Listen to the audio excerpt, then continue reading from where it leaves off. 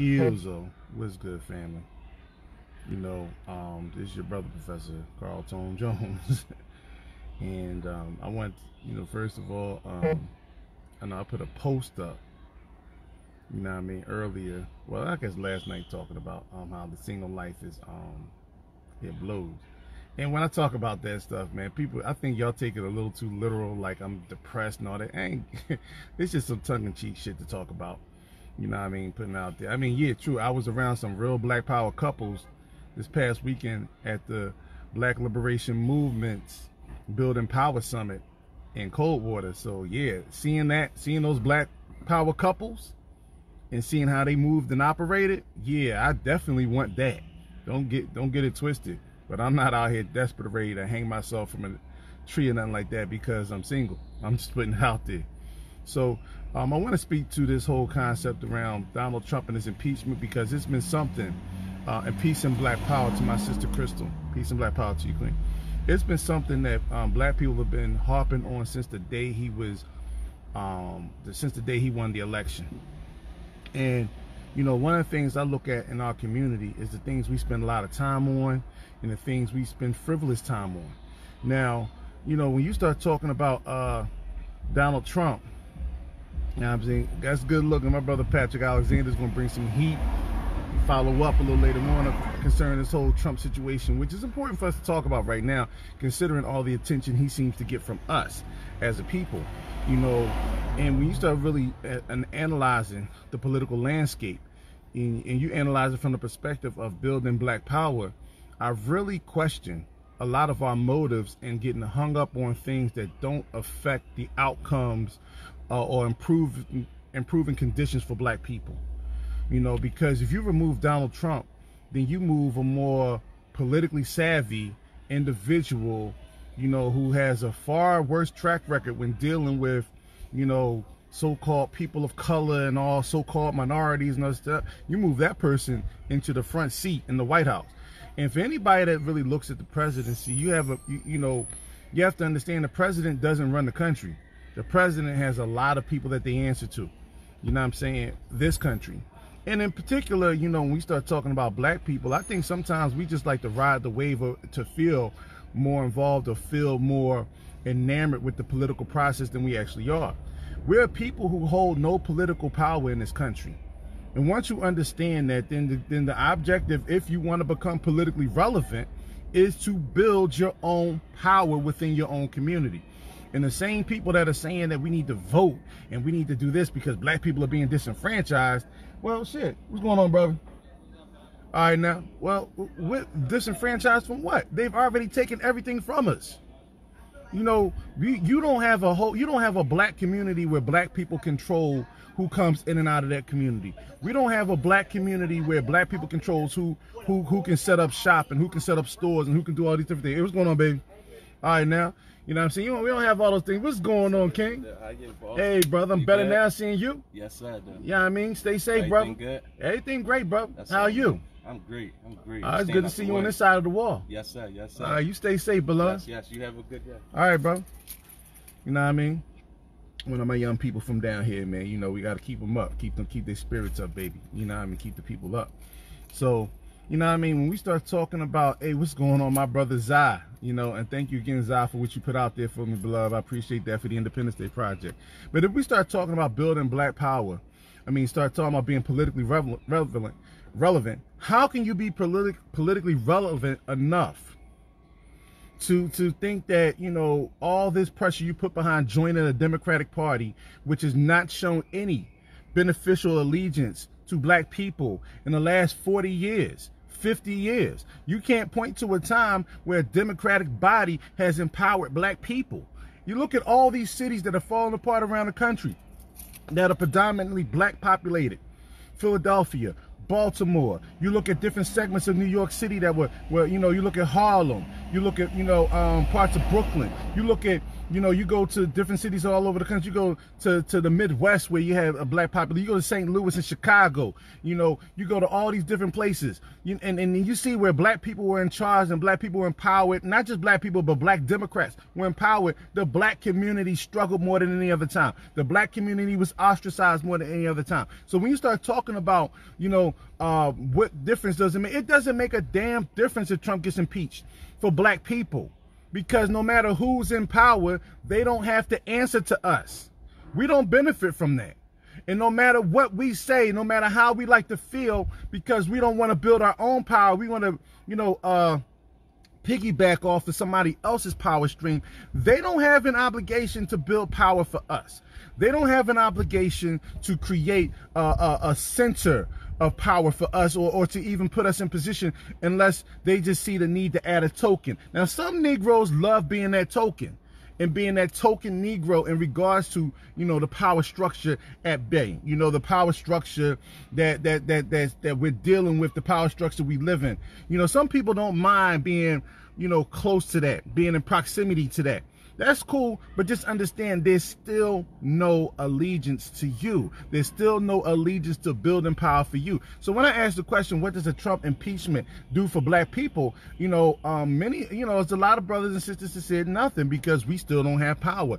Then I had some brothers and sisters who said, a Trump impeachment does things because it, removes the head off of a political, somebody a politician who has the ability to put, more people into the positions and judges and things like that, and federal appointments, because then they won't be able to, to create policy to infringe upon black people. Well, shit, didn't that happen under Obama?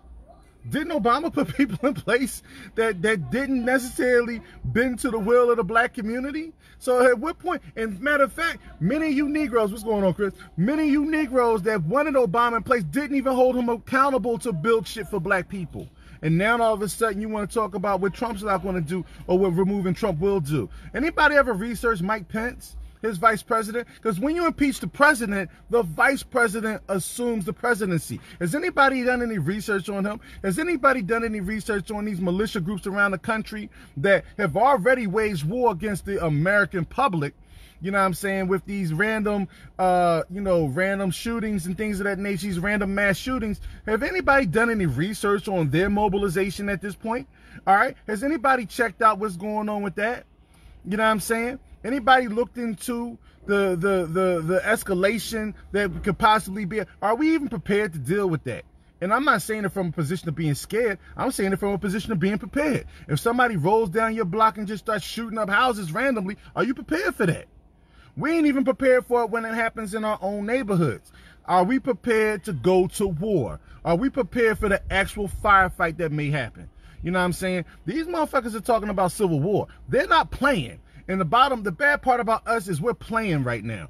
We get on social media, we talk tough talk, but then we go back to our 9-to-5 jobs. We get on social media, we talk tough talk, then we get back to watching reality TV. We get on media and we go on social media, talk tough talk, then we get back to watching Power. We have more expertise on the social breakdown, the sociological breakdown on the show of Power than we actually do in the political understanding, the political education of the world we live in right now.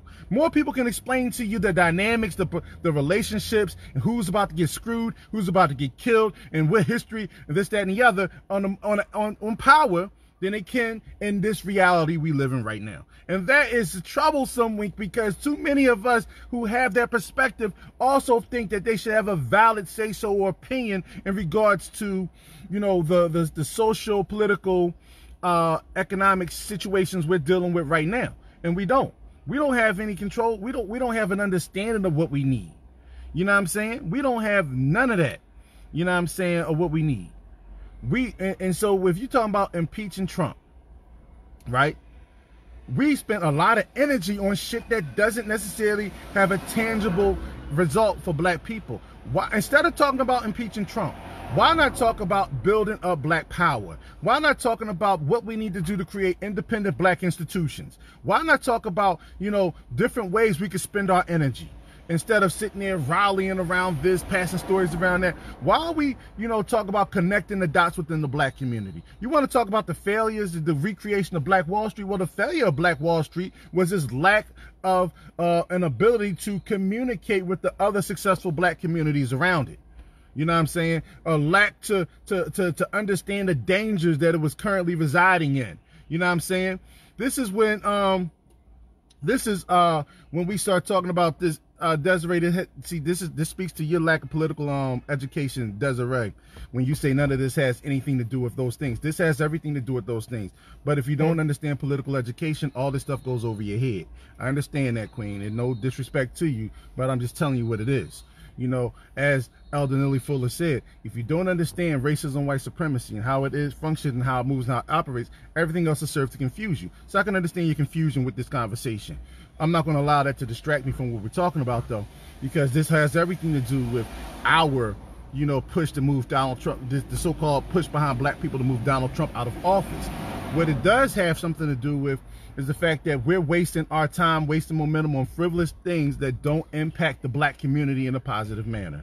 So even if you don't talk about, you want to sit in your high horse and your high chairs and think you're cute by saying things like, well, we need to impeach him and he needs to be out of there, and we roll our necks and talk a lot of shit, but we don't have no substance behind it. We're not going to deal with the ramifications behind it. We're not ready or prepared to deal with the outcome, the fallback from behind it. We're not even doing enough research to understand how the impeachment process goes. Just because somebody gets impeached does not necessarily mean they'll be removed from office. All it means is that there'll be a hearing for them.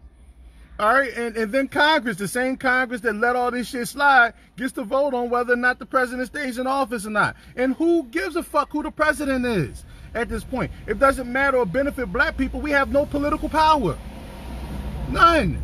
We're not even interested in building black political power right now. Because if you were interested in building black political power, then we'd be involved in the process from day one, building our candidates, creating a power base, and doing all those things to make black people relevant in this whole thing called America. You know what I'm saying? We would be able to create circumstances and situations where black people themselves, where people would come to the black community asking and begging for our assistance on this, that, and the other. Not the other way around, where we're asking and begging for a seat at their table.